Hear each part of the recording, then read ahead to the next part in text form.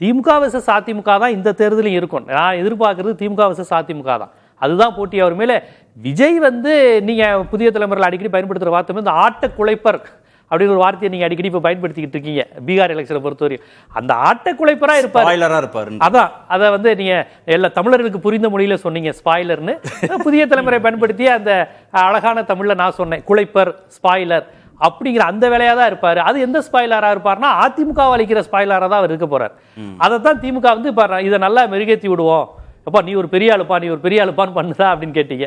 Power பாலிடிக்ஸ்காண்டி அவங்க அப்படி பண்றாங்களா அப்படிங்கிற விஷயம் தாண்டி நான் கருத்தியல் அடிப்படையில் வாசிப்பு எழுத்து தொடர்பான ஒரு கருத்தரங்கில் வாசிப்பு எழுத்தையும் நம்ம இந்த தமிழ் சமூகம் இழந்துருச்சு.